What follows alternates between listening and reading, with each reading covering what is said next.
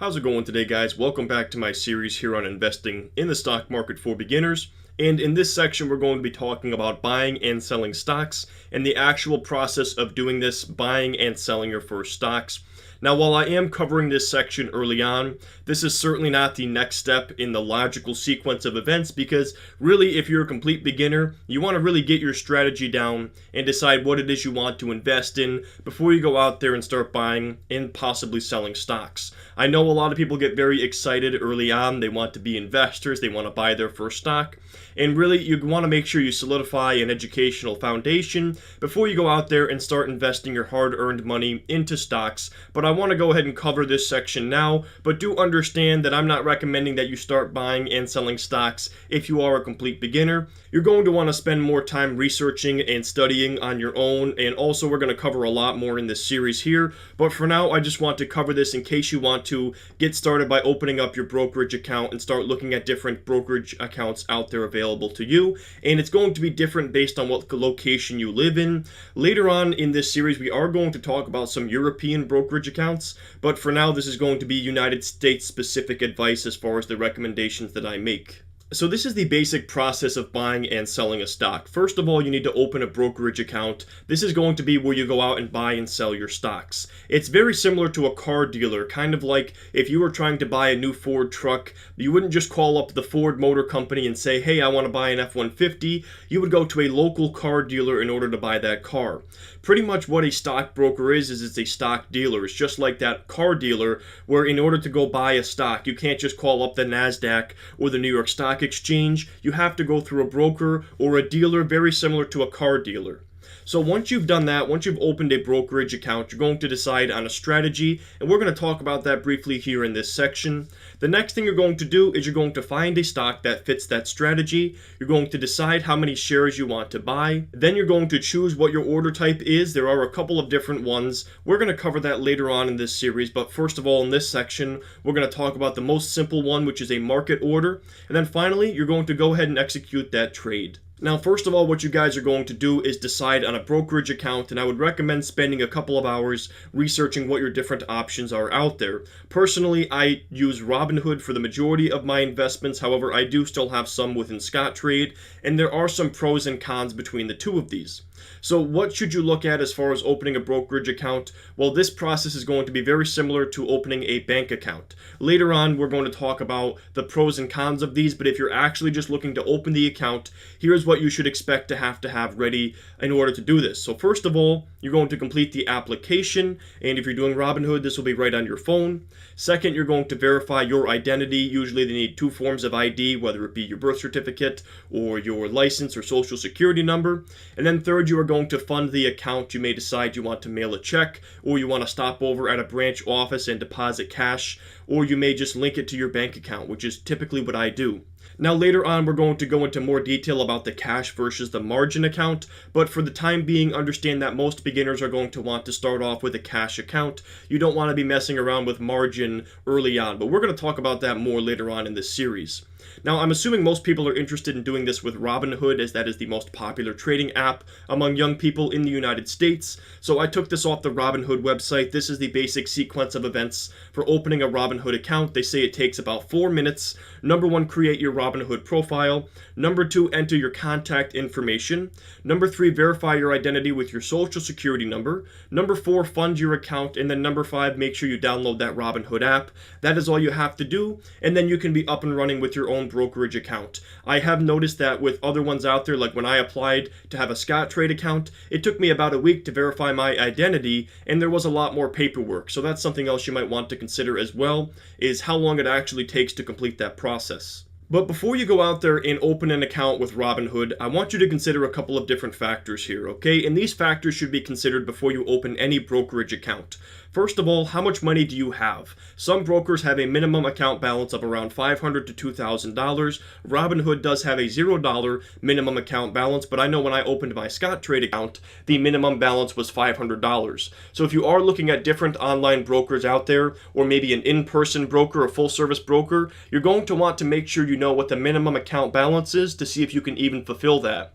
Second of all, you want to consider how frequently you will be trading, as low commission costs are important for active traders especially, and as we've said before, Robinhood has a $0 minimum account balance and they do not charge for trades, so that is a very good option for beginners in the United States who don't have a lot to invest and they don't want to be paying a lot of money or any money in the form of commission and trading costs. Now, another thing we want to discuss here is what level of support do you want from your broker, because online discount brokers provide minimal support while full service brokers provide a lot of support, and some beginners are going to want more hand holding. They're going to want someone they can call on the phone, and if you're going to open an account with Robinhood, you're never going to get anyone on the phone, or if you do, it's going to be very difficult and it's going to be about your account maintenance only. Full service brokers are going to charge more for commission, but it's an actual person you can call up on the phone and talk to, and some people may see value in having that service, but you are going to pay for it. Now, another thing you're going to want to consider is whether or not you want to have a broker that has branch locations. Now, for me, I have a Scottrade office that is about 10 miles from my house. I just had to deal with them as I had to move some money out of that account because I'm in the process of buying a house.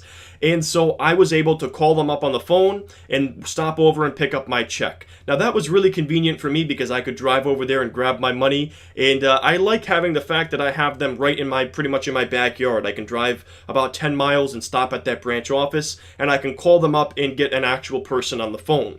Now, Robinhood also allows you to transfer money back into your bank account, but it's all done through the app and it's all done online. I've never had any problems with this, but if you did have a problem with Robinhood, I would imagine it would not be as easy to get someone on the phone, and there are also no physical branch locations for Robinhood. That is how they're able to offer commission-free trading, is because they have pretty much no costs as far as storefront locations go, and everything is handled electronically and automatically online.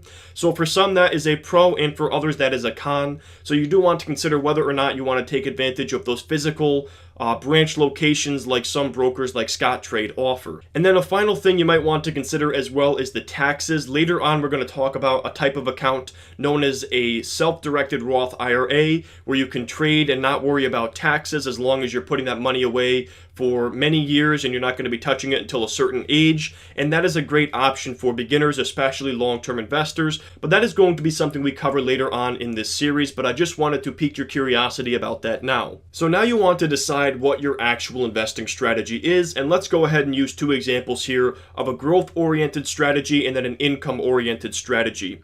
If your goal is to have growth with your investments, you want to capitalize on the asset appreciation of newer companies, as newer companies tend to grow faster than older companies. You do not care about dividends. You want to invest in a great company in a growing industry. And my example of this is Amazon. That is a very aggressive growth stock. They've had really great performance over the last 5 years and even longer, but they're a company that does not pay dividends because they are so heavily invested in the growth of the company. That would be an example of a growth-oriented strategy. Now let's say you wanted to have an income-oriented strategy and you want to capitalize on the quarterly cash payments paid out by that stock.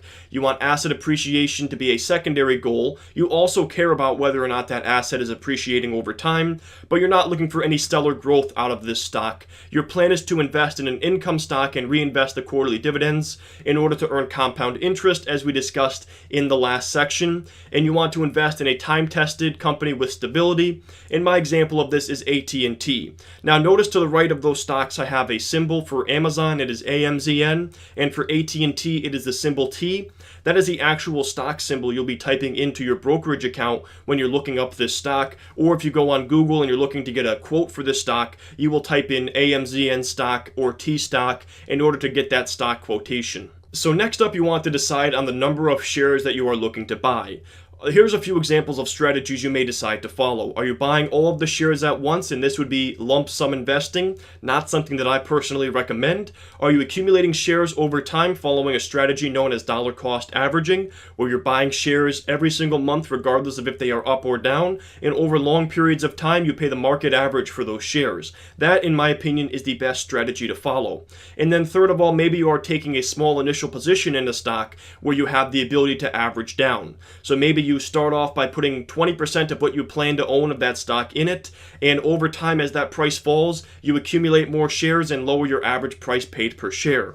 So if you are a complete beginner and all of these sound overwhelming to you, you could honestly just buy one share, especially if you're in the US and you have Robinhood. Buy one share of Coca-Cola or buy one share of Disney or AT&T, one of these durable blue chip companies, just to get your feet wet and learn about what it's like to be an investor. And guys, I would always recommend start off slow. You have plenty of years ahead of you to really build up a great investment portfolio, and starting slow and just dipping your toes in the market is never a bad idea, especially for beginners. And then for the final steps of buying and selling a stock, we are going to discuss different order types later on, and honestly guys, I pretty much never use the other order types available to you. Pretty much I always am looking to buy and sell at the market price, and if you're looking to do the same thing, you're going to use what is known as a market order. So with a market order, you will be buying and selling at the best possible market price at that specific point in time. Now, assuming you are trading a stock with enough liquidity, that order should fill immediately, and liquidity is basically the volume of shares that are trading hands at any given point in time. And if you're trading stocks that are listed on a major exchange like the New York Stock Exchange or the NASDAQ, you will never have a problem with liquidity.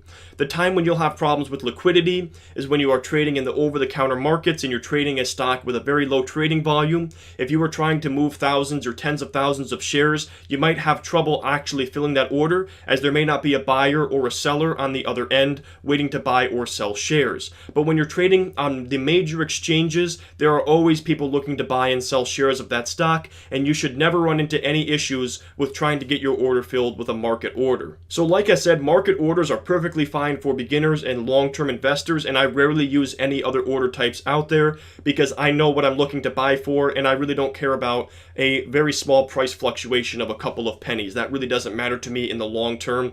And the same thing with when I'm looking to sell. I don't really care about the difference between the bid and the ask price as far as what the order is actually going to get filled at. So the last thing I want to show you guys here is a couple of screenshots from the Robinhood application where I do the majority of my investments. So if you were looking to buy a stock with Robinhood, you would type in that stock symbol, and then underneath stocks, that's where the stock shows up. You press the green plus symbol and it pulls up the actual stock and a quotation for that stock. And I actually pulled this on a day when the market was closed. And then at the very bottom, you can hit that buy button. If it's a day when that stock is up, that will be green. And if that stock is down, it will be red. Once you hit buy, you're going to enter the number of shares you're looking to buy. It's going to give you the market price and then the estimated cost. And your estimated cost is always going to be slightly different than your finalized cost, as it's going to be filled at the current market price, and that changes all the time. Like I said, the market wasn't actually open today, and I don't actually have a cash balance in this account right now, so I wasn't able to show any of the other steps going forward. But basically all you would have to do is press review. It's going to go over the order for you again, as well as the estimated cost, and then you're going to swipe up to fill that order. Anyways guys, this is how you buy and sell stocks. I hope you enjoyed this section, and I will see you in the next one. If you are interested in learning more about investing in the stock market, I've created a free course just for you. The link is in the description below. Here are a few other videos you might enjoy as well.